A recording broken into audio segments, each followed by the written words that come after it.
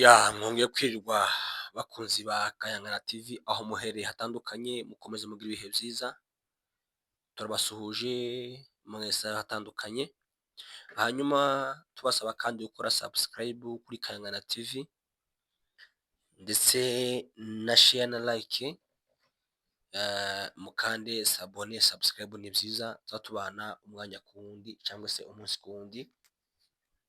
Hanyuma reka tubagezeho inkuru tumenye ano masaha cyangwa se uyu mugoroba, nubwo tuyikoze amasaha asa nagiye nubwo igihe tuyimenyeye, turatabariza amakuru abareye hariya mu Gatogota aho inka zinyazwe ubu nyine, ndetse n'abungeri babiri ndetse na nyirazo, umugabo w'umusaza witwa Burahiye wo kubwegera, ariko yari yarimukiye mu Kamanyura kubera impamvu z'umutekano utandukanye.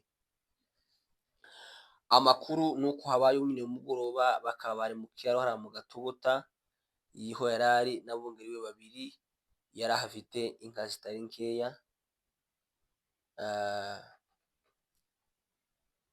yari kumwe n'undi muhungu wiwe n'abandi bungeri babiri, niko umuntu ambwiye uri mu Kamanyura. Bibaye ubu nyine mu masaha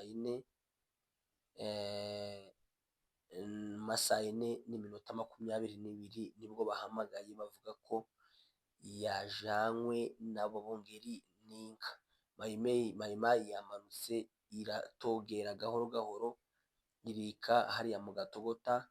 Urabona ko Gatogota iri hagati y'Akamanyura na Ruvunge, aho niho bita mu Gatogota.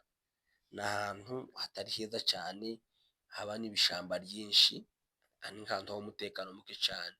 Baraza baratogera mu ijoro kuko abantu bari bamaze kwizera umutekano hariya, basa n'abatuje, ariko bakubise inda hasi nyine, baragiye baramufashe n'abungeri n'umuhungu wiwe bakaba barabajanye. Turatabariza abantu bose ndetse n'ingabo ziri hariya yuko botabara abantu cyangwa se bakabarengera, bakamenya aho bahaye, kuko murabizi ko bariya abantu ni abanyazi n'abicanyi. Turebe ko babasha kugarura abo bantu cyangwa se ibyo bintu bose bakabagarura bakiri bazima. Uko niko tubashije kubamenyesha uyu mugoroba. Uwo tuvuganye ubu nyine ari hariya, arambwiye ko nta kirere bari kubabona, baje kureba ikirari, babonye ikirari gisa n'icyazamutse cyerekeza mu nce za ruguru. Nuko ambwiye, sinamenyaga iza ruguru, wenda kuba hazi iza ruguru nimba ari uruhe ruhande, ariko nuko abivuzemo. Ariko basanze mu Gatogota hariya mu biraro, nk'uko uko bimeze mu karere cyangwa se mu gace ka Gatogota.